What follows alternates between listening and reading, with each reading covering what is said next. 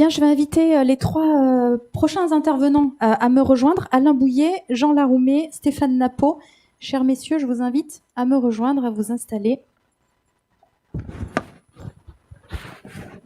Allez, c'est le moment où on passe à la deuxième table ronde, vers une coopération renforcée au service d'un continuum efficace. Vous pouvez monter, on est dans la phase de transition. La première se termine tout juste et on commence la deuxième.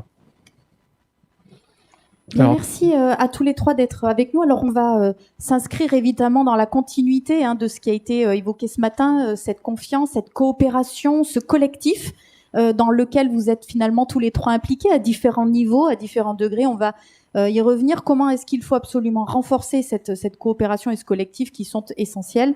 Et puis, nous reviendrons évidemment sur l'enjeu du partage de l'information qui en cyber est absolument crucial, mais on verra que c'est aussi important que compliqué parce que pas toujours dans l'ADN de partager surtout des sujets qui peuvent être délicats, sensibles. Voilà, dire que l'on a été piraté n'est pas évident.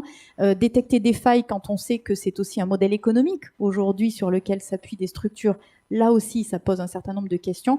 Et puis évidemment sur ces enjeux de souveraineté qui reposent au cœur de l'actualité, un sujet qui a été notamment relancé par la crise sanitaire de la Covid-19, où on a bien vu notre dépendance aux plateformes extra-européennes et dans le monde médical, évidemment, notre dépendance à un certain nombre de produits médicaux et d'outils qui posent un certain nombre de sujets. Donc l'interdépendance, oui, mais à quel degré, à quel niveau, avec quel pays faut-il s'associer? Ce sera une dimension plus politique que l'on abordera sur la fin de la table ronde. Je vous propose qu'on débute peut-être, Jean, sur le contexte cyber, parce qu'on a parlé de beaucoup d'opportunités créées par le numérique, cette confiance au travers de la cybersécurité pour le développer. Alors on pense évidemment à la e-santé, on pense à l'éducation, c'est des exemples qui ont été évidemment cités, mais effectivement, on voit bien aussi que tout ce qui suscite un intérêt suscite évidemment l'intérêt des cybercriminels. Et là, on voit bien qu'effectivement, il y a beaucoup plus d'attaques qui s'opèrent avec parfois des degrés d'agressivité particulièrement forts. Alors, le contexte cyber aujourd'hui, Jean Laroumet, il est comment ? Je dirais il est très favorable pour tout le monde. Mais avant de répondre à votre question, Mélanie, je voudrais quand même remercier les intervenants qui nous ont fait l'honneur et la joie de venir participer à nos débats à Toulon, et c'est très important pour nous que d'avoir des experts de la cybersécurité nationale qui viennent aussi prendre la température, je dirais, de ce qui se passe ici en région PACA et puis notamment à Toulon, et puis voilà, voir qu'il y a un grand dynamisme ici et qu'il y a plein de choses à développer aussi sur les territoires. Même si on ne peut pas échapper au niveau national, parce que dans cette globalisation, cette mondialisation, il faut avoir une visibilité nationale, mais il faut être, Françoise Brutto l'a très bien dit tout à l'heure, il y a aussi une emprise territoriale sur laquelle il faut s'appuyer. Pour revenir à la problématique du numérique et de la confiance, nous avons basculé. Alors d'habitude, l'année dernière, j'ai fait une intervention au Murex, et j'expliquais que nous vivions dans un monde numérique et qu'une révolution, ça prend en général 50 ans. La révolution française, globalement, si on regarde un petit peu la période d'instabilité, c'était une cinquantaine d'années. La révolution liée à l'imprimerie, c'est une cinquantaine d'années. Et puis, la révolution numérique, j'avais usage de dire qu'on était à peu près au milieu du gué à 25 ans. Mais là, le 17 mars, en réalité, en une nuit, on a basculé tous ensemble dans le numérique. Et ceux qui n'étaient pas forcément prêts, nos enfants, leurs instituteurs, les professeurs, les PME ont tous basculé quelque part dans le numérique de façon un peu brutale. Alors, effectivement, ça a été un petit peu anxiogène, mais quelque part, ça leur aura permis peut-être de combler aussi la fracture numérique bien plus rapidement qu'on pensait pouvoir la combler. Alors, le numérique, c'est l'avenir, mais le numérique sans sécurité, moi, je pense qu'il faut dire non. On ne peut pas se permettre de développer des usages, des services, mais de ne pas avoir confiance dans ces usages, ça ne fonctionnera jamais. Donc, on peut dire oui au numérique de demain, mais en sécurité, avec énormément d'usages qui vont pouvoir se développer. On a parlé de la e-santé avec tout ce qui est médecine du futur, les opérations assistées à distance. On a des enfants qui, malheureusement, trouvent que des traitements, par exemple, outre-Atlantique, ça coûte extrêmement cher. Il y a une histoire malheureuse ici sur le territoire de Toulon. On a un enfant qui a essayé d'aller se faire soigner. Ça coûte plus de 50 000 €. Il faut trouver des mécènes. L'avenir, c'est peut-être de la médecine à distance, de du suivi des patients à distance, des prothèses intelligentes, des traitements personnalisés qui s'appuieraient sur du regroupement de données dans les big data. Donc, c'est toute une multitude d'usages et de services qui s'offrent à nous avec le numérique. Mais on comprend bien qu'on ne va pas pouvoir utiliser ce type de service si on n'a pas confiance quelque part dans le système. Et donc, quelque part, toutes ces opportunités, elles sont sous-tendues par la confiance qu'on est capable de mettre en place. Et la difficulté qu'on a, c'est que les attaquants, ils sont, je dirais, surentraînés. Guillaume Poupard a l'habitude de dire, ce sont de très grands experts. Donc, il ne faut pas ne pas les considérer à la hauteur quelque part de leur expertise et de leurs compétences. Ce qu'on observe dans le monde numérique, c'est qu'on est dans un milieu de conflictualité complètement inversé. On avait d'usage, et ici, la rade de Toulon en est l'exemple concret, que le défenseur avait un avantage sur la défense. Je le dis souvent, mais j'aime bien le répéter, notamment quand je suis à Toulon. Il y a des forts ici, partout à Toulon, qui ont été construits petit à petit avec le temps et avec les capacités d'attaque et de défense qui se sont structurés. Ils sont remontés de plus en plus haut. Si vous regardez tout à l'heure sur les hauteurs, il y a des forts partout pour défendre quelque part l'arsenal. Au départ, il y avait juste des forts ici à l'entrée de la ville avec le magnifique Fort Saint-Louis et puis la tour royale. Le défenseur avait un avantage sur l'attaquant. Quand on arrivait avec un bateau, on était face à des murs en pierre qui font plus de 2 mètres de large. C'était compliqué pour le bateau. Le problème dans le milieu du numérique, c'est que l'attaquant, il a un avantage sur le défenseur. Pourquoi ? Parce que le numérique, ce sont des systèmes qui sont extrêmement complexes. Et donc, certaines fois, le défenseur, il ne connaît pas bien son système. Et c'est toute la difficulté que de connaître son système, ses vulnérabilités. L'attaquant, souvent, il est opportuniste. Il ne va pas connaître la totalité du système, mais il va chercher une faille et il va l'exploiter. Et c'est au travers de cette faille-là qu'il va pouvoir pénétrer le système. Donc, tout l'enjeu du monde dans lequel on vit, c'est de réussir à inverser cette tendance et reprendre cet avantage du défenseur sur l'attaquant. Et je pense que ça passera principalement par le partage d'informations. Actuellement, on voit les technologies de cybersécurité. D'ailleurs, je vous invite à regarder les cartographies de solutions dans le domaine de la cybersécurité. C'est extrêmement vaste, extrêmement complexe. Il y a énormément de technologies. Alain pourra nous en parler parce qu'il représente un certain nombre de RSSI français, et puis Stéphane aussi. Les grands groupes sont équipés. Par contre, derrière ça, ils sont malgré tout sujets à des attaques. Et donc, il y a une nécessité quelque part à partager l'information, comment récupérer des techniques d'attaque qui sont utilisées par les attaquants et les partager aux autres défenseurs. Et donc, essayer de récupérer quelque part cet avantage du défenseur sur l'attaquant. Et sur le partage d'informations, évidemment, hein, on va y revenir parce que c'est absolument essentiel. Peut-être, Stéphane, poursuivre avec vous, donc vice-président et donc global CISO du groupe SEB. Alors, pardon, Jean, j'ai oublié de dire que vous étiez le président et fondateur d'Egérie, mais comme nous sommes en terre toulonnais, je sais que vous êtes territorialement extrêmement connu, donc je n'avais pas forcément besoin de rappeler votre éminente fonction. Cher Stéphane, merci d'être avec nous.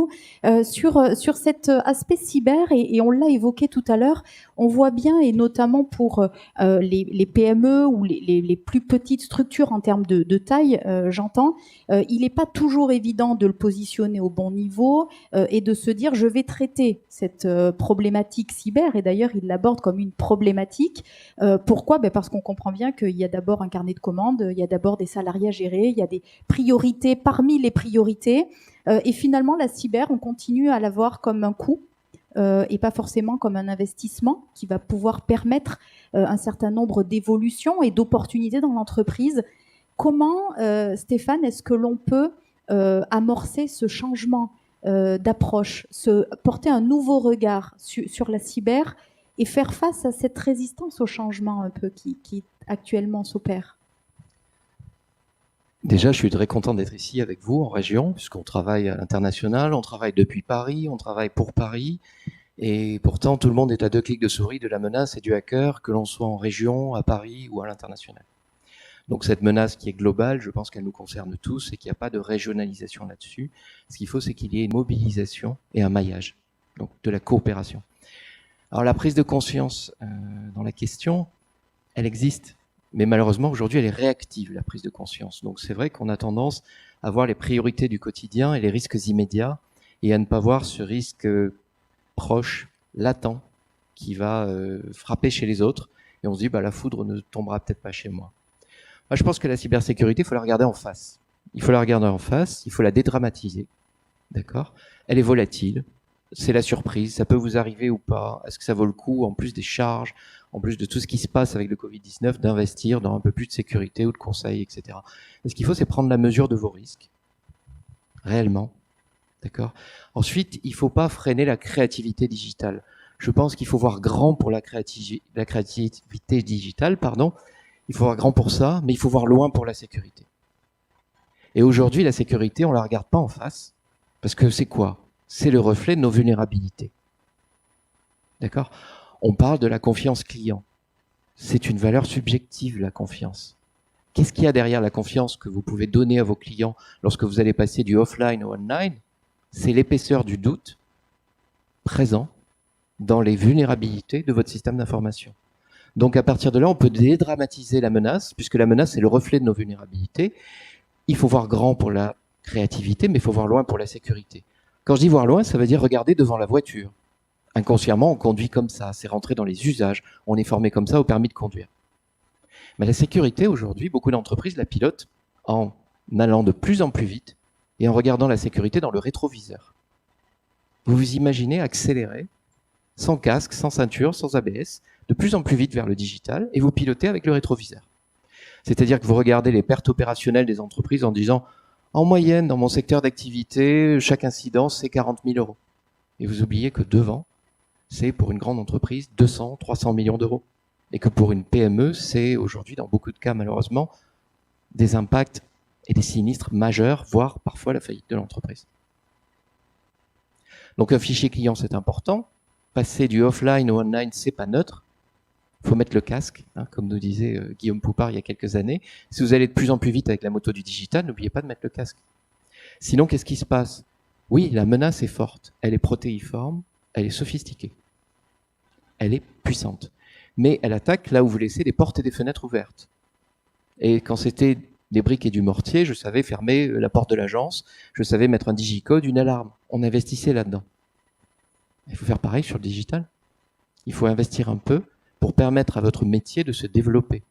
Parce que si votre créativité est grande, vous devez lever la tête et voir loin. Et vous allez devoir tenir la distance. Et donc l'investissement en sécurité, c'est un investissement comme un autre pour vos flottes de véhicules, pour votre métier, qu'il faut évaluer. Là-dedans, ce qu'il faut, c'est se rassembler. La bonne nouvelle, c'est qu'on peut travailler en communauté. La culture du secret, le secret militaire, le secret des sociétés multinationales, a quelque part ralenti la coopération sécurité. On peut tout à fait, et nous le faisons très souvent avec des comités comme le Césin par exemple, on peut tout à fait parler de tous ces malheurs sans divulguer les secrets. Donc là où la compétition nous a séparés, la cybersécurité doit nous rassembler. Parce que si on est pris individuellement un par un, les sociétés qui attaquent aujourd'hui, c'est des sociétés qui sont professionnalisées ou gouvernementales parfois. Donc on parle d'entreprises avec 50 à 2500 personnes. Parce que pour eux, c'est du make money, comme on dit en anglais. Pour nous, c'est du save money. Voilà. Il y a des pirates qui, il y a 1 an et demi, sont partis à la retraite avec 1,8 milliard de dollars en poche, après 2 ans de travail. D'accord ? Donc, c'est un business juteux. Les cibles, les proies, c'est nous. Donc, penser aujourd'hui que ça n'arrive qu'aux autres, ce serait très risqué et ce serait totalement inconscient. Il ne faut pas victimiser les gens parce qu'il y a une réalité économique derrière la protection, ça coûte cher. Et ce qu'il faut, c'est développer les partenariats parce que c'est gratuit aujourd'hui de se parler et on peut échanger des choses, des phrases clés, des solutions, une connaissance technologique, un fournisseur pour protéger votre entreprise. Merci Stéphane. Alors, si vous le voulez bien, voilà, on va passer par la petite étape intermédiaire, mais obligatoire et essentielle.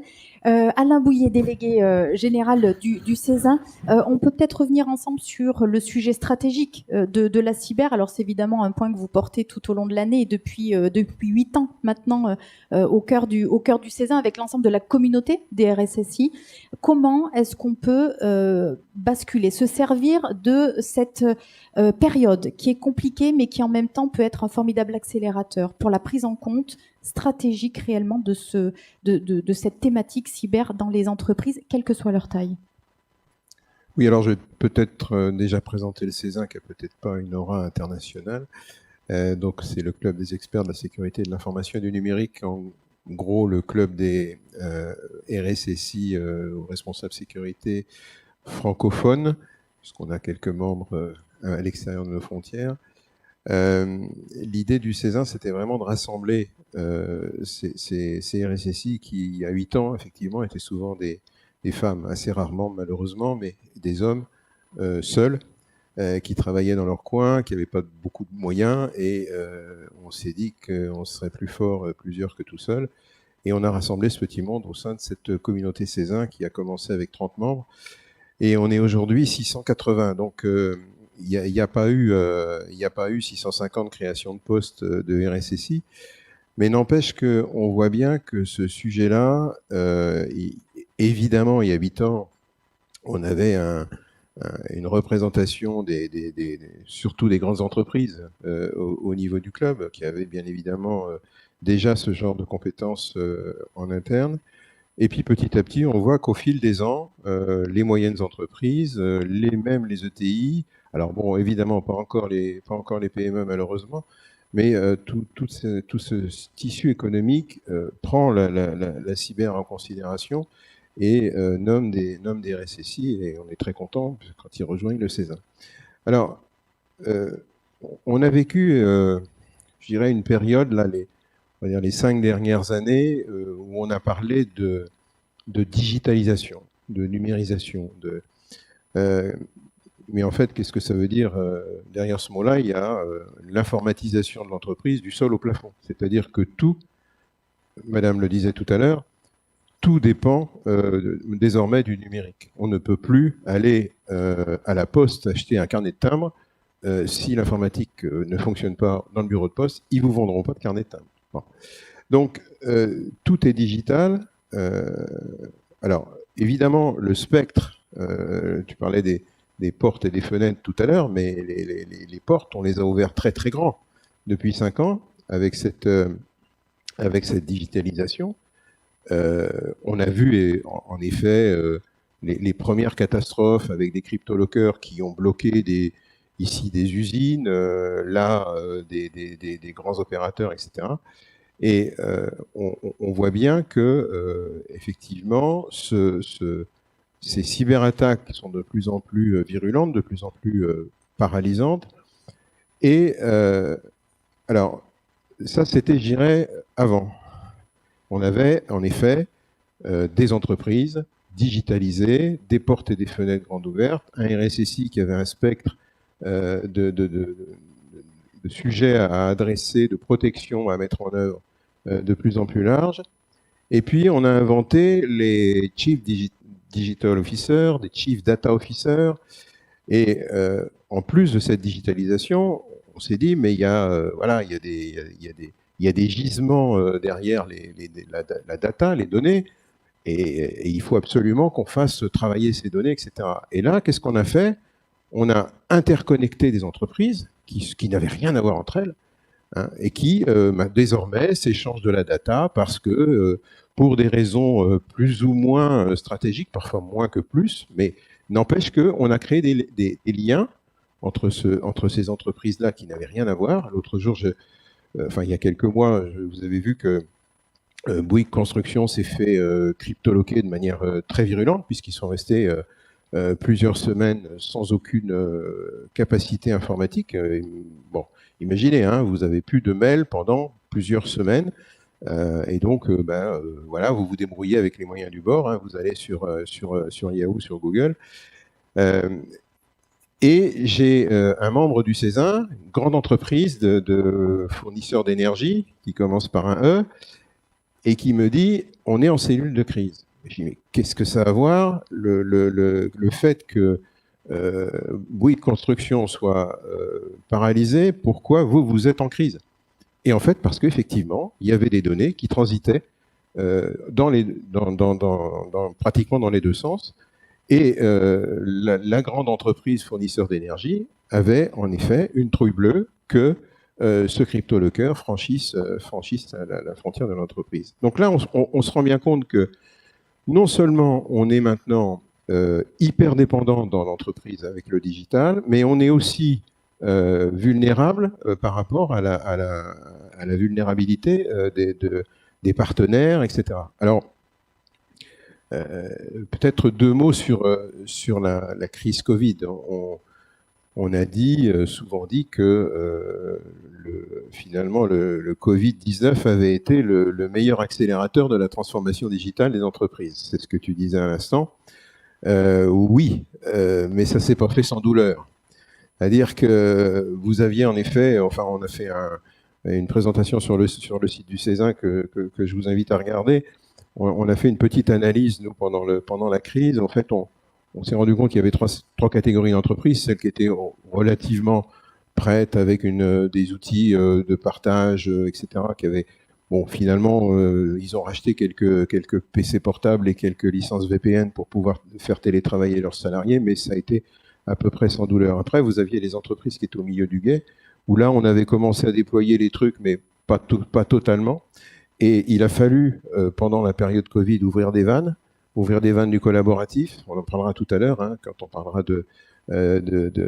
d'indépendance numérique, mais des outils évidemment très, comment dirais-je, très pratiques, hein, les Zoom, les Teams, les Office 365, j'en passais des meilleurs, qui sont des outils extrêmement riches, mais à qui on n'avait pas donné du tout le mode d'emploi aux utilisateurs. Donc on s'est retrouvé avec des kyrielles de données. Les gens étaient contents, ils arrivaient à partager les données, sauf qu'ils ne s'étaient pas rendu compte qu'ils l'avaient partagé avec la Terre entière.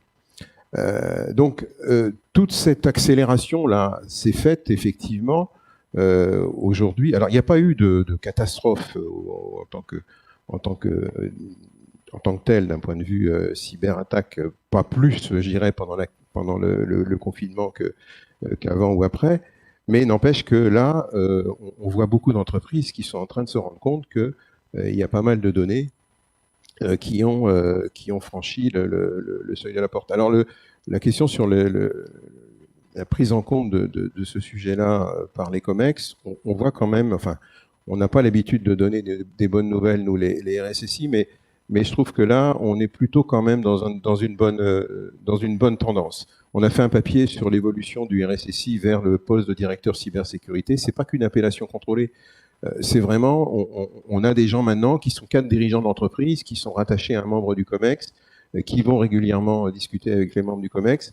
Bon, alors je dis pas que c'est comme ça dans toutes les entreprises, mais on voit quand même des choses qu'on voyait pas avant. Et je parlais tout à l'heure de création de postes de RSSI dans des ETI. Ça aussi, c'est bon signe. On se rend compte qu'effectivement, on a un patrimoine, il faut le protéger, et il faut des gens pour s'en occuper, parce qu'on avait l'habitude de dire que la sécurité, c'était l'affaire de tous, mais il faut quand même qu'il y ait quelqu'un qui s'en occupe un petit peu. Merci Alain. Alors peut-être sur ce partage d'informations et d'informations clés en matière de cybersécurité. Donc voilà, je t'invite à conserver le micro. Peut-être revenir justement sur à la fois l'importance du partage d'informations. Là, je ne parle pas des données, hein, je parle du partage d'informations en matière de cyber. Cette coopération, ce collectif qui doit s'opérer, et le Césin est un des organes qui contribue donc au sein de la communauté.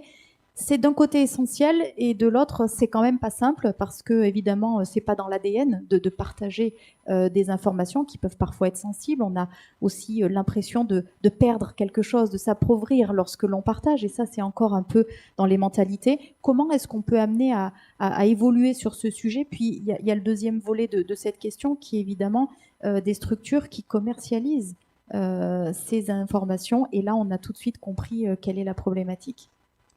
Alors oui, le Césin a été créé pour ça. Enfin, je veux dire, le mot partage est vraiment dans notre ADN. L'idée du Césin, c'est vraiment de partager des expériences. Alors c'est sûr que partager des expériences par beau temps et temps calme, c'est plus facile que de partager des expériences par temps maussade et orageux. Je veux dire par là que on partage énormément, en effet, au Césin sur tout, enfin toutes les démarches de sécurité, quelles qu'elles soient. Mais à partir du moment où une entreprise se fait cyber-attaquer avec succès, c'est plus compliqué parce que ça reste encore, le fait de se faire cyber-attaquer, ça reste encore un peu une maladie honteuse quand même. Et du coup, ça, on essaie effectivement de convaincre nos membres. Alors, c'est très compliqué. Je ne sais pas si vous avez vu, il y a un article qui est sorti hier, enfin dans la semaine dernière, à propos de Louis Vuitton qui s'est fait voilà, des données qui ont traîné là où il fallait pas, et puis un journaliste en a fait des choux gras. Quand on connaît la vérité sur l'incident, c'est 3 fois rien. Bon, et pardon d'être vulgaire, mais le journaliste en a fait des caisses, et du coup, il a écrit Louis Vuitton, vol de données, etc. Bon. Donc c'est très compliqué effectivement de partager. Nous, ce qu'on essaye de faire, c'est de travailler vraiment Chatham House.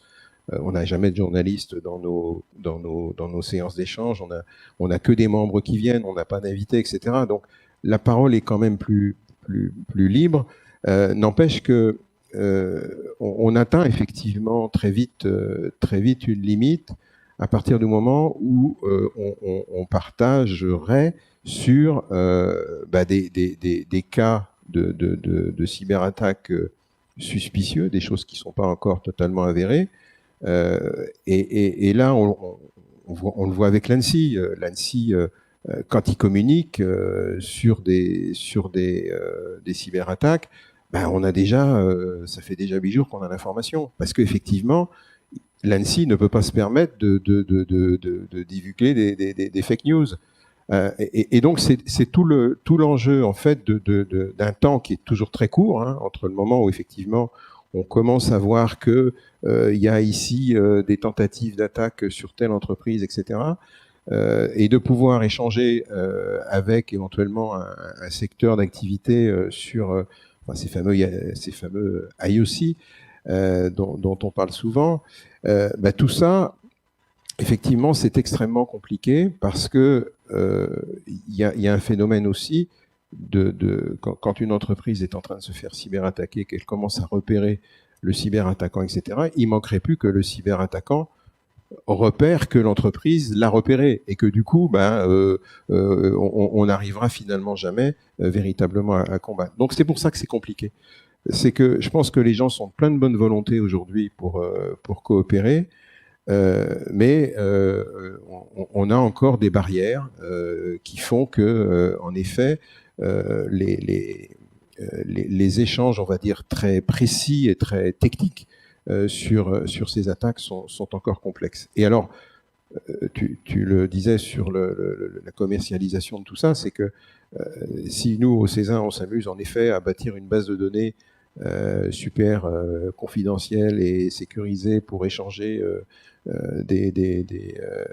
comment dirais-je, des signes d'attaque, des IOC, etc., alors que c'est le commerce de beaucoup d'entreprises par ailleurs, on a là un vrai sujet économique. Donc cette question de la coopération, de l'échange, elle est encore en devenir parce que c'est pas simple et c'est pas parce que le RSSI est un malade du secret ou veut pas partager, c'est parce que effectivement tout ça est extrêmement complexe. Comment est-ce que vous percevez cette nouvelle initiative, l'annonce Cyclone, qui a été donc portée il y a 2 jours donc par les plus hautes autorités politiques sur le partage au niveau des États pour renforcer ce partage d'informations? J'imagine que ça va plutôt dans le bon sens. Ça reste néanmoins au niveau étatique, mais si évidemment il faut démarrer là, mais il faut qu'ensuite ça puisse redescendre dans les différentes couches. Quel est le regard que vous portez sur notamment cette annonce qui a eu lieu il y a 2 jours à Vilnius avec le président?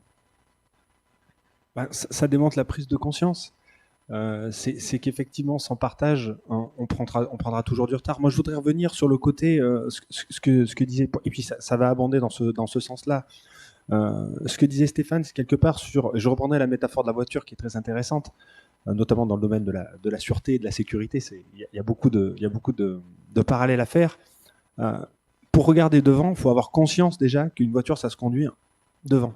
C'est-à-dire qu'à un moment ou l'autre, on nous a dit une voiture, elle part devant. Et donc on a conscience de ça. Le problème dans l'approche dans le risque cyber, c'est que, comme Alain l'a dit, maintenant les RSSI, je vais arriver à ma conclusion, les RSSI arrivent au niveau du board, c'est devenu un risque stratégique. La cyber, c'est plus un risque technique, c'est plus une affaire de techniciens. C'est devenu un risque stratégique. Pourquoi? Parce que le numérique, c'est le patrimoine de l'entreprise, c'est son outil de travail, c'est son chiffre d'affaires. Et donc, une atteinte à cet outil de travail, ça coûte directement et c'est stratégique pour l'entreprise. Donc, il faut d'abord avoir cette prise de conscience que je suis exposé à ce risque-là. Et donc, si je veux réellement anticiper, parce que quelque part, regarder devant, c'est anticiper. Si je veux anticiper, j'ai d'abord besoin de cette prise de conscience. Les grands groupes, les grands RSSI du CESA, il y a quand même un certain nombre de grandes entreprises matures, elles ont cette approche-là. Par contre, les PME du territoire, elles n'ont pas cette prise de conscience parce qu'effectivement, elles sont sur leur business, elles regardent devant sur leur business, mais la cyber, elles la regardent que dans le rétroviseur. Et donc, c'est tout l'enjeu du territoire avec la région, avec les initiatives avec le CLUSIR, avec le C2RC, que d'aider déjà ces chefs d'entreprise à prendre conscience du risque. Parce que sans cette prise de conscience, il n'y a pas d'action. Hein, et on n'engage pas d'action. Et bien après, on peut faire tous les discours qu'on veut, on peut même prendre conscience quelque part des choses. Si on n'engage pas une action derrière, il ne se passe rien. Un petit enfant, si on ne lui explique pas bien qu'il faut traverser par le passage clouté parce que c'est comme ça que c'est plus sécurisé, il aura envie de traverser n'importe où sur la route. Donc il y a une nécessité de cette prise de conscience pour mesurer quelque part les conséquences et l'impact que ça peut avoir. Donc cette anticipation, prise de conscience. Et après, le problème qu'on a et qu'ont les PME actuellement, c'est que l'analyse, ça coûte très cher. L'expertise cyber, ça coûte très cher. Le système est complexe, les attaques sont complexes, et donc essayer de mesurer quelque part son exposition au cyberrisque, c'est quelque chose de complexe. Donc nous, notre domaine, notre plateforme, c'est justement essayer de démocratiser ça au sein d'une plateforme et de partager ces informations-là. Et donc je reviens un peu sur les initiatives de partage. Donc une mairie, une collectivité territoriale, je le disais en aparté tout à l'heure avec Stéphane, c'est toujours un peu les mêmes systèmes d'information. La ville de Cannes, en termes de services publics qu'elle rend, c'est pas très différent de la ville d'Aurillac, mon pays natal. Et donc, en termes de sécurité du système d'information, il y a moyen de partager un certain nombre de bonnes pratiques de sécurité. Et pendant des années, moi j'ai fait du conseil en cybersécurité. On a écrit des politiques de sécurité pour des conseils départementaux, des grandes collectivités. On faisait quasiment le même travail à chaque fois, parce qu'il n'y avait pas de partage. Et donc, le premier qui travaille, qui a pris cette prise de conscience, il commence à être protégé, mais celui qui commence 10 ans après, eh ben, il n'est pas protégé pendant 10 ans, il va subir un certain nombre d'attaques. Donc, il y a nécessité de partager beaucoup plus facilement et d'automatiser. Parce que comme l'expertise coûte très cher, si on arrive à automatiser une partie de l'expertise et focaliser, je dirais, l'expert juste sur la valeur ajoutée qu'il a, la substantifique moelle quelque part de la modélisation du risque, eh bien, on va permettre à des entreprises qui n'ont pas forcément les moyens de pouvoir bénéficier d'un service automatisé qui va leur permettre d'analyser ce risque-là pour pouvoir passer après à l'action. Et c'est un peu, pour répondre à votre question, la démarche Cyclone. La démarche Cyclone, c'est qu'à un moment ou l'autre, il faut être capable de se parler. Mais pour se parler, c'est la difficulté de l'Europe. Ça fera partie peut-être de notre discussion tout à l'heure. C'est un pays très c'est un pays. C'est pas un pays d'ailleurs. C'est un continent qui est très fragmenté d'un point de vue culturel et d'un point de vue langage. Donc, une initiative européenne, c'est bien, mais il faut être capable de se parler. Donc, il faut un langage commun. Et le partage d'informations, on peut faire ce vœu pieux quelque part du partage d'informations, des ICO, du partage des compromissions. Mais si on n'a pas un langage normalisé, on va avoir du mal à échanger. Et donc, c'est des choses sur lesquelles on travaille. William Lecat en parlera tout à l'heure. Nous, on a des initiatives chez RGRI que d'être capable de normaliser quelque part ces modèles-là pour qu'on puisse les partager. Donc, on a normalisé quelque part l'analyse de risque pour que les grands industriels, par exemple, de défense puissent partager ces informations-là avec le ministère de la Défense à partir du moment où ils délivrent des informations chez eux. Mais c'est aussi d'être capable, entre pairs, de partager cette information-là sur la base, en fait, d'un modèle commun. Hein, et une attaque, plutôt que de l'écrire en prose ou de façon poétique, une attaque, on peut la modéliser. Et la modéliser, on peut la normaliser. Et à partir du moment où on aura des éléments qui permettront de normaliser ces attaques, on arrivera beaucoup plus facilement à partager l'information. Et je pense que l'initiative Cyclone, ça peut nous engager dans cette démarche-là aussi de normalisation.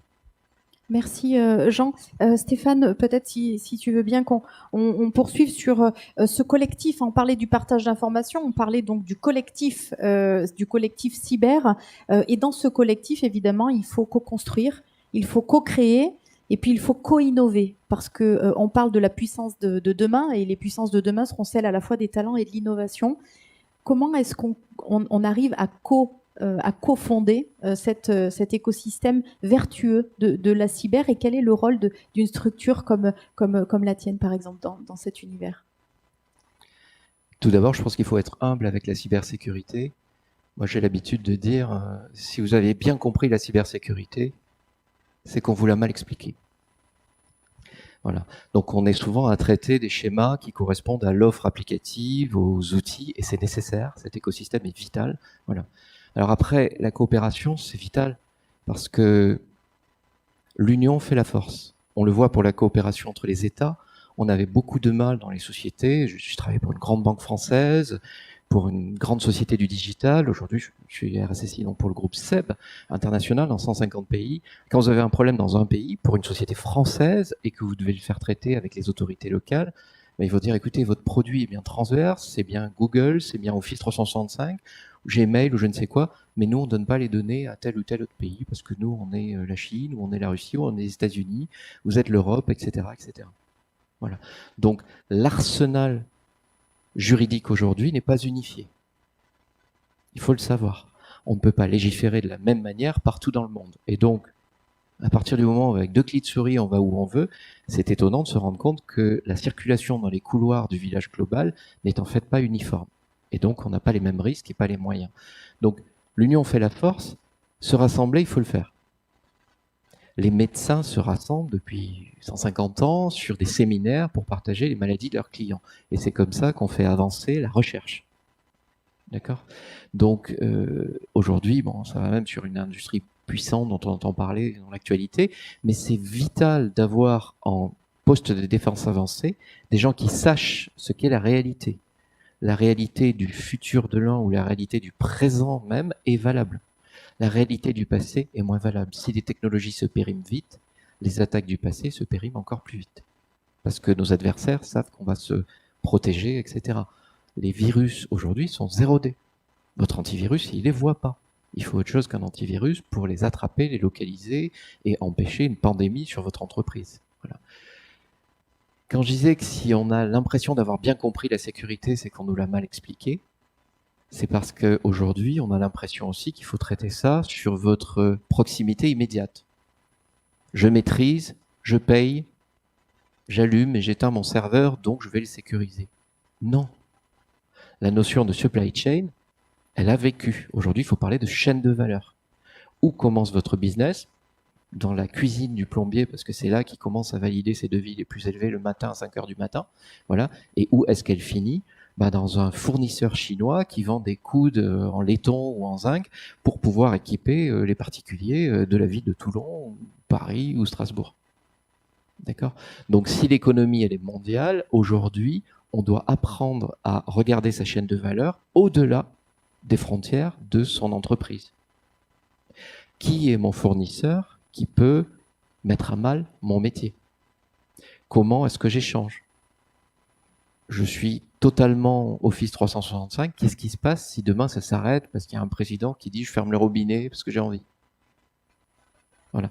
Donc il faut raisonner résilience sur sa chaîne de valeur. Et là, vous allez avoir une vision bien plus claire, le pare-brise de la voiture et une vision devant. Sinon, vous allez en permanence avoir les bons vaccins pour la maladie d'hier. Il faut savoir qu'aujourd'hui, les maladies, elles sont intensifiées parce que la transition numérique de nos adversaires, ils l'ont réussi. Il y a du cloud as a service pour le crime. Hein, d'accord ? On peut louer des DDoS entre 5 $ et 15 $ pour une semaine. Il nous faut en moyenne, dans les grandes entreprises internationales, 300 000 € pour se défendre. Vous voyez, cette asymétrie, elle est phénoménale. Donc, bien sûr, on ne peut pas réagir dans l'instant et on peut encore moins attendre. Et s'unir, cette union qui fait la force, c'est vital. Parce que si vous avez un département sécurité, vous avez la chance d'avoir un département sécurité qui fait 3 personnes ou 300 personnes, c'est toujours moins que d'avoir une région comme la région PACA où vous allez avoir des millions de gens qui vont s'unir dans une conscience du risque, qui vont pas cliquer sur n'importe quoi, etc. Hein ? Si tout le monde porte le masque sur les individus, c'est quand même mieux que si on fait uniquement une sécurité de ministère. Donc n'attendons pas que ça tombe du ciel ou du gouvernement, et commençons par nous connaître nous-mêmes sur les risques, et commençons par notre hygiène locale. Je vous rappelle que plus de 90% des attaques viennent de problèmes de manque d'hygiène informatique. Donc cette union peut nous aider à savoir c'est quoi l'hygiène informatique. Certains pensent que c'est uniquement les patchs. Non, il y a la gestion des habilitations aussi, il y a d'autres choses comme ça. Ça coûte rien de les traiter et vous allez vous vacciner contre des risques phénoménaux. Alors pour les grandes entités, les militaires, etc., ce sont des évidences premières. Mais pour les PME et les TPE, c'est une information rare à haute valeur ajoutée. Donc il faut partager ces savoirs que nous payons dans les multinationales très cher pour avoir des consultants, parce qu'on peut se le permettre. Il faut partager ce savoir entre nous pour avoir une population qui soit prête à réagir et consciente de ce qu'est l'avenir. Stéphane, je t'invite à conserver le micro si tu le veux bien pour poursuivre sur ce que tu évoquais, qui est le décloisonnement en fait, casser ces silos, échanger avec l'ensemble des acteurs, État, chercheurs, donc évidemment le monde académique est absolument important, essentiel, les entreprises, les utilisateurs finaux, et c'est vraiment l'ensemble de cet écosystème qu'il faut fédérer et qui va constituer cette chaîne de valeur dont tu parlais à l'instant. Et là, on en vient évidemment à la dimension de souveraineté. C'est finalement l'ensemble de la valorisation de cette chaîne et du regroupement de tous ces acteurs qui va être un élément de réponse aux enjeux de souveraineté et notamment à travers la co-innovation que vont porter ces acteurs. Et là, on pense à l'illustration du campus cyber. Madame Brunto en a parlé tout à l'heure, avec un campus évidemment avec une emprise forte sur Paris La Défense, mais qui va irriguer de nombreux campus au niveau local pour un maillage territorial qui est absolument essentiel. Qu'est-ce qui est attendu d'un tel écosystème? Est-ce qu'on attendait vraiment ce campus cyber pour faire évoluer cette co-innovation, cette co-création? Qu'est-ce qu'on attend dans l'écosystème de ce nouveau projet? Je pense que c'est un saut quantique dans la façon de penser les partenariats. La défense nationale, c'était quoi? Des navires, ils sont toujours importants, parce que des menaces physiques sont là, gouvernementales aussi. Mais la défense nationale, c'était pas nous, c'était un organisme qu'on payait pour ça avec nos impôts pour le faire. La défense nationale digitale, ce sont ces mêmes corps de sécurité et la totalité de la population. Parce qu'on est tous une cible avec un smartphone, avec un PC. Donc déjà, il faut repenser cette notion de défense nationale et on comprend mieux pourquoi le public tout seul va pas tout faire. Pourquoi le gouvernemental tout seul va pas tout faire. On est utilisateur, on est aussi créateur de brevets. C'est pas le gouvernement qui imagine des solutions digitales. Et vous savez que dans les facteurs de risque, il n'y a pas que le risque cyber et GDPR. Il y a les évolutions technologiques avec leurs deux visages, l'obsolescence et les nouvelles technologies qu'on maîtrise pas encore bien. D'accord ? Et il y a également toutes les évolutions métiers. Le client, il va plus venir à la banque. Il va venir avec la banque dans sa poche sur son téléphone. Donc, comment je l'authentifie? Comment je fais ma reconnaissance du client, mon KYC, mon identité numérique? Et bien sûr, ça pousse à repenser les modèles. D'accord? Chaque entreprise aujourd'hui, quel que soit le métier, passe du offline au online. Voilà, si vous êtes professionnel de santé, vous avez un site aujourd'hui pour réserver les rendez-vous, votre planning qui est national, vous le connaissez tous, etc. Pareil pour les fonctions juridiques, de plus en plus, on se digitalise. Donc, on ne peut pas augmenter la dose de digital sans mettre une petite dose de sécurité.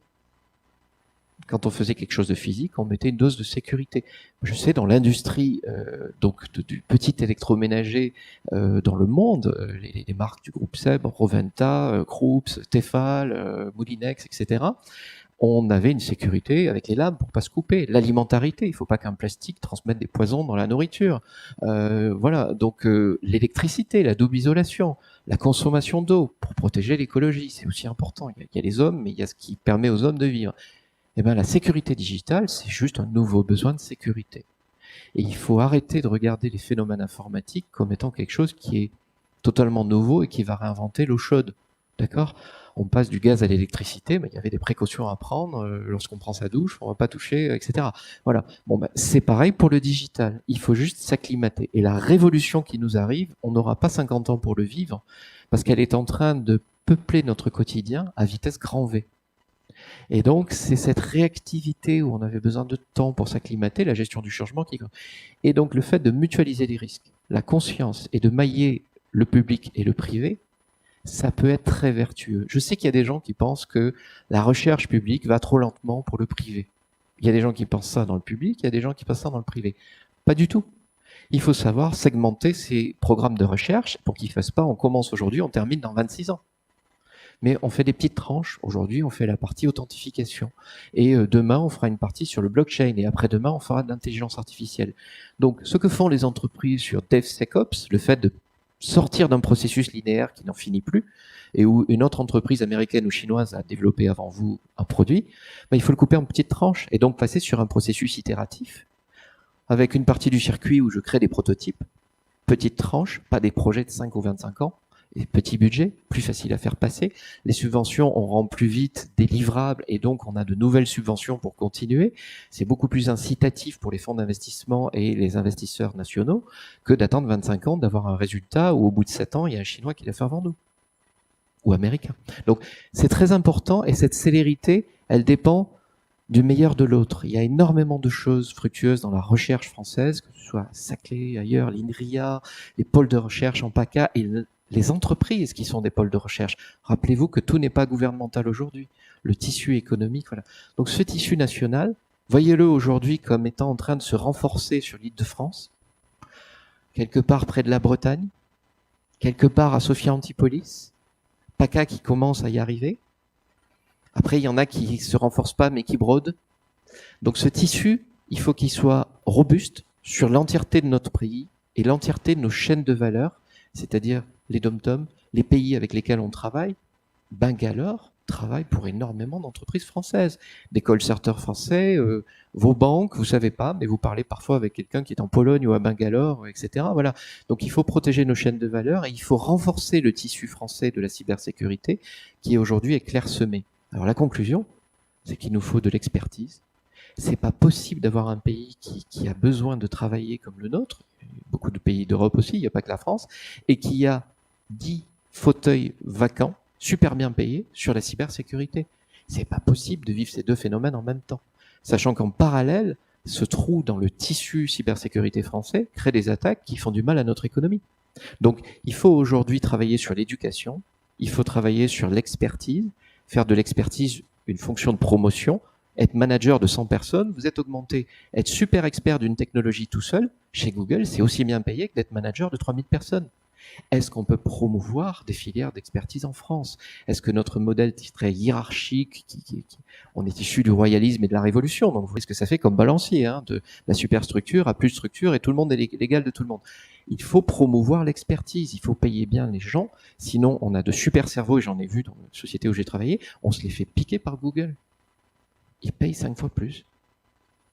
Merci, merci Stéphane. Alors sur cette thématique de la souveraineté, peut-être Jean, un mot, on entend évidemment beaucoup parler de souveraineté. C'est un terme qui est revenu sur le devant de la scène massivement avec la crise de la Covid-19 et évidemment notre ultra-dépendance aux plateformes numériques extra-européennes. Et on comprend bien les difficultés si la prochaine crise, si la prochaine pandémie s'annonce numérique ou cyber, si nous sommes dépendants de plateformes qui sont gérées évidemment notamment outre-Atlantique ou en Asie, ça pose un certain nombre de sujets. On voit qu'il y a beaucoup d'initiatives, beaucoup de discours, quelques premières actions qui vont dans le bon sens, et ça, il faut quand même le souligner, ce que disait Madame Brunto tout à l'heure. Il faut aussi savoir souligner quand les choses bougent, avancent. C'est le cas au niveau européen, c'est le cas au niveau français. Il y a des alliances qui se mettent en place avec un certain nombre de pays qu'il faut absolument soutenir. Et en même temps, on voit bien que c'est très compliqué de faire émerger cette dimension-là qui est absolument essentielle, mais en même temps très complexe. Est-ce qu'il faut créer une interdépendance? Avec quel pays? Est-ce qu'il faut s'associer avec de plus petits pays qui pourraient émerger?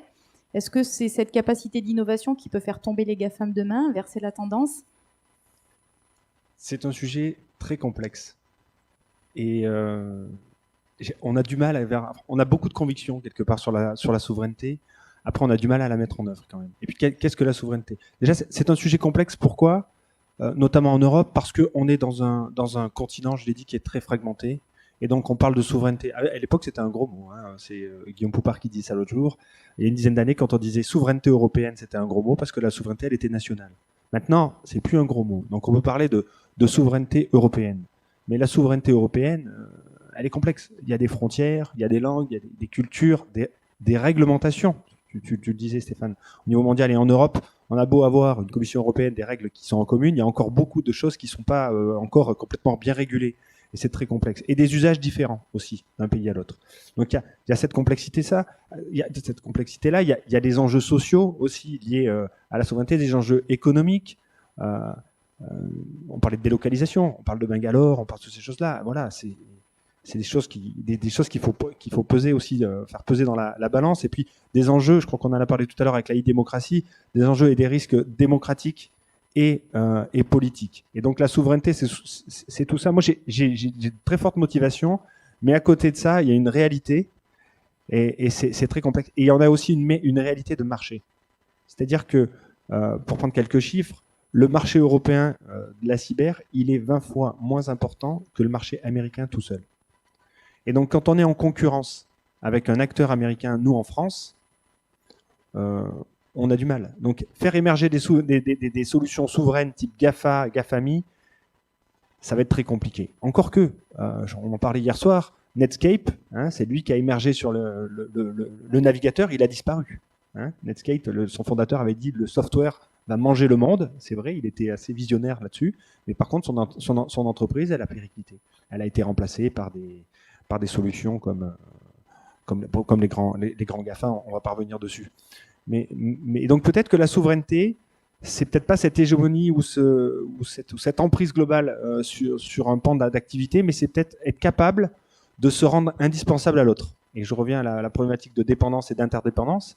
Si on arrive, nous, à notre échelle, à positionner une brique technologique qui garantit la confiance, même sur des systèmes type cloud maîtrisés par des Américains, et bien peut-être avec une brique technologique, on peut récupérer quelque part la souveraineté et inverser quelque part cette tendance. Donc je crois qu'il ne faut pas être trop défaitiste, car malgré tout, sur le côté souverain, je pense qu'on peut faire des choses. Et puis la technologie doit pouvoir nous y aider. Et puis en France, on a l'habitude de dire, enfin en France et en Europe, on avait l'habitude de dire que les Américains sont très forts dans l'innovation, les Chinois, ils copient cette innovation, et nous, on régule, on réglemente. Mais c'est une force aussi, cette réglementation, parce que quand on parle de normalisation, de partage, il faut aussi réglementer. Donc on voit ça souvent, on voit souvent le côté négatif de la réglementation, mais il faut le voir aussi, ce côté positif, et peut-être que cette souveraineté, elle va passer aussi par cette forme de réglementation. Avec le RGPD, on a vu qu'on a fait évoluer les choses, et on a fait évoluer aussi le comportement de l'hégémonie de certains acteurs américains. Merci Jean. Alors Alain, quelle est ta vision, ton sentiment sur ce sujet de la souveraineté? On en a beaucoup parlé.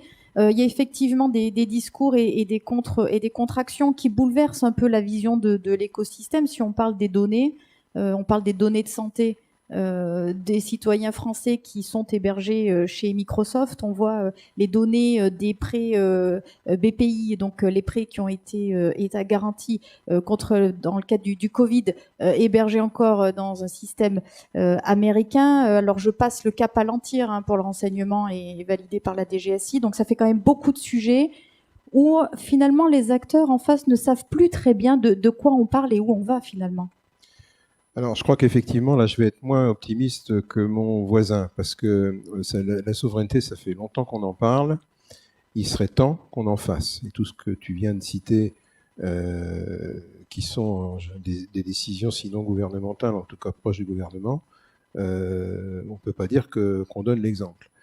Alors moi, ce qui me désole dans tout ça, c'est que sur la cybersécurité en tant que telle, le tissu économique français, je trouve qu'il est assez riche. Je dis pas qu'on a toute la couverture de tous les problématiques de sécurité avec nos panoplies franco-françaises, mais enfin, on s'y approche quand même. 150 startups aujourd'hui identifiées dans le monde de la cybersécurité. Moi, je les suis de très près. Effectivement, comme madame, je suis allé à Beersheba, on a vu effectivement ce foisonnement d'innovation là-bas, et il y a ce foisonnement d'innovation, sauf qu'effectivement en France, il est un petit peu éclaté sur le territoire. Bon, je pense que sur la cybersécurité, je suis assez serein. Par contre, tu l'as cité, mais le Health Data Hub chez Microsoft, BPI chez Amazon, etc., enfin, ça suffit, quoi. Il y a un moment donné, moi je veux bien qu'on nous dise « Ah oui, mais il n'y a pas de solution européenne. » Ok, si vous voulez faire du collaboratif aujourd'hui, vous avez le choix, grosso modo, entre Office 365 et Google Docs. Mais si vous voulez faire de l'hébergement de données, enfin tout ce qui est, on va dire, IaaS, PaaS en mode cloud, vous n'êtes quand même pas obligé d'aller chez Amazon. Donc il y a un moment donné, je pense qu'il y a des décisions au plus haut niveau qui sont prises, qui sont des décisions ou de facilité ou de lâche. C'est-à-dire, finalement, je ne prends pas de risque, je vais chez les gros, on sait que ça marche. Bon, ok, il y a peut-être OVH qui peut peut-être me dépanner, mais bon, je ne suis pas sûr, je préfère encore aller chez Amazon. Il y a un moment donné, il faut arrêter ça. On a inventé un truc qui s'appelle le RGPD pour protéger les données à caractère personnel. Bon, on les a jamais protégées. La preuve, le Health Data Hub, il est chez Microsoft. Si on avait écrit dans le RGPD qu'il fallait que les données à caractère personnel sensibles, je ne parle pas de toutes les données, mais les données à caractère personnel sensibles soient hébergées dans des solutions souveraines, on n'aurait peut-être pas eu le Health Data Hub. Donc, je pense que le RGPD, il est profondément incomplet. On se retranche derrière ça parce qu'effectivement, on a mis 10 ans à pondre ce règlement et c'est tant mieux qu'on l'ait pondu. Mais qui est-ce qui étaient les premiers compliant avec le RGPD? Google, Microsoft, Apple et Facebook. D'accord? Et ça ne les a pas gênés. C'est pour eux qu'on avait fait ça. Enfin, c'est contre eux qu'on avait fait ça et ça ne les a pas gênés une seule seconde. Et en plus, on a oublié en fait ce pan souverain dans le RGPD. Et qu'est-ce qu'on a, nous, dans les entreprises? Enfin, je me considère encore comme un RSSI, j'étais en activité encore il y a quelques mois. Ben, il nous manque une réglementation pour les autres données, parce que les données stratégiques, moi j'étais dans une entreprise où le nombre de données stratégiques à protéger était supérieur aux données à caractère personnel à protéger. Enfin, il y a les 3/4 des données à caractère personnel dans les entreprises, les annuaires, les choses comme ça. C'est pas non plus les joyaux de la couronne. Les joyaux de la couronne, c'est les savoir-faire, c'est des brevets, c'est des choses extrêmement sensibles qui n'ont rien à voir avec des données à caractère personnel. Et là, on n'a aucune législation qui empêche effectivement des dérives comme on l'a vu. Donc quand je dis que ça suffit, en général, quand on légifère, c'est qu'il s'est passé quelque chose de pas bien et qu'effectivement, on est obligé de créer une loi pour... là, je pense qu'il faut, en effet, à un moment donné, avoir un petit peu de courage politique et de dire, voilà, la fuite de données vers les GAFAM, ça suffit, parce que c'est les GAFAM aujourd'hui, ce sont les BATX demain. Et puis, il y a quand même un sujet, parce que je disais tout à l'heure, bon, la souveraineté, on en parle, mais finalement, personne n'en fait, à commencer par le gouvernement. Mais... il y a peut-être un autre mot qui va peut-être les sensibiliser, nos dirigeants, c'est l'indépendance stratégique. C'est-à-dire qu'aujourd'hui, effectivement, moi je considère que quand on dit que la prochaine pandémie sera cyber, faut pas considérer que c'est cybersécurité. Moi je pense que la prochaine pandémie sera numérique. C'est-à-dire que le jour où effectivement, alors je ne sais pas ce que vont donner les élections américaines et vous imaginez bien vers qui mon cœur balance, mais regardez ce pays aujourd'hui qui donc fournit l'énergie informatique de quasiment le monde entier, voilà, c'est plus une démocratie.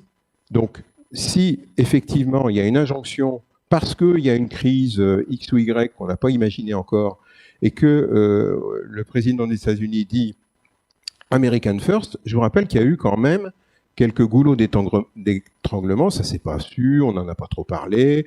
En plus, les journalistes sont relativement cléments, parce que les journalistes spécialisés sont quand même un tout petit peu subventionnés par ces boîtes-là. Donc du coup, on ne parle pas de leur turpitude, mais on a quand même vu des goulots d'étranglement pendant la crise Covid, où Microsoft commençait à dire on va servir les secteurs d'activité les plus importants. Alors effectivement, vous aviez les gens qui faisaient du streaming chez eux toute la journée parce qu'ils s'enquiquinaient, mais et qui polluaient les réseaux. Mais n'empêche qu'il y a eu, enfin, effectivement, à un moment donné, une petite crisounette là. Donc ça veut dire que cette extrême dépendance aujourd'hui aux GAFAM, parce qu'il faut quand même appeler un chat, qui encore une fois est presque fatal, est presque incontournable pour tout ce qui n'est pas aujourd'hui disponible de manière souveraine. Mais il y a un moment donné, il va falloir prendre conscience qu'on ne pourra pas continuer impunément à mettre tous nos œufs dans le même panier, parce qu'on va se retrouver dans la situation des masques avec la Chine, où quand le fournisseur du monde, l'usine du monde s'arrête, et bien effectivement, on explique aux gens qu'il n'y a pas besoin de masque et ça ne sert à rien, alors qu'aujourd'hui, on en a tous sur le nez. Merci Alain. Alors peut-être un dernier mot, Jean, et on va clôturer cette table ronde, puisque nous avons ensuite William Leca qui va intervenir. Je voulais juste rajouter quelque chose. Monsieur Bouillet, je ne peux pas vous laisser dire ça. Je ne peux pas vous laisser dire ça, qu'il n'y a pas de réglementation sur les données stratégiques. Car il y a quand même quelque chose qui a été fait, et notamment en France, Alors effectivement, c'est pas la totalité des entreprises, c'est les opérateurs d'importance vitale. Mais c'est un premier pas. Et quand on voit qu'il faut 10 ans pour sortir le RGPD, on peut quand même déjà se réjouir de voir qu'il y a une réglementation en France qui a imposé aux opérateurs d'importance vitale, donc qui ont un intérêt très fort dans leurs opérations pour la nation, à protéger leurs données stratégiques. Avec une directive européenne, qui est la directive Nice, qui a vocation à déployer ça. C'est un travail qui a été mené, je dirais, de façon frontale par la France, à déployer cette stratégie-là sur les opérateurs de services essentiels en Europe. Voilà, donc c'est un premier pas. Ça n'adresse que des entreprises, on va dire, stratégiques. Et effectivement, tous les autres, pour l'instant, sont oubliés. Et effectivement, on ne peut pas parler de gestion de risque stratégique et de prise de conscience sans, quelque part, aider le dirigeant à prendre conscience. Le RGPD, pourquoi ça a fait, alors même si ça fait un peu comme un soufflet, pourquoi ça a fait bouger les choses, c'est parce que quand on a annoncé au responsable de l'entreprise qu'il avait potentiellement une amende très importante à payer si jamais il ne mettait pas en place des mesures de protection sur des données, en l'occurrence à caractère personnel, eh bien voilà. Et on lui a provoqué cette prise de conscience. Et la réglementation peut provoquer la prise de conscience. Je vous rends la parole. Alors, Alain, un dernier mot et on restera sur le courage politique pour la souveraineté. Je veux juste répondre pour ne pas rester sur un malentendu. Bien sûr que je connais la directive Nice, bien sûr que je connais tout ça, mais si j'ai été un peu provocateur, c'est parce que, en effet, qu'est-ce que ça représente en termes de volume de données, ce dont tu parles? Rien, un pouillème. Donc ça veut dire que l'industrie souveraine européenne ne peut pas se contenter d'héberger le 0,00%.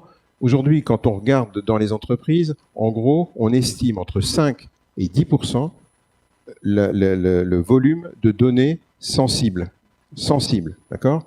Eh bien, rien que ces 10%-là, je suis pas sûr qu'on peut faire vivre un marché. Donc, il y a autre chose, en effet, à penser. Bien sûr que les données hyper stratégiques des OIV, voilà, je ne peux pas imaginer autre chose qu'elle soit pas, quoique, avec quelques petites externalisations dans Office 365, je suis à peu près convaincu qu'on doit quand même avoir quelques secrets sous la coupe de Nice ou des OIV dans les messageries des entreprises concernées. Mais je suis mauvaise langue. Merci beaucoup. Merci à tous les trois d'avoir été avec nous sur cette fin de matinée.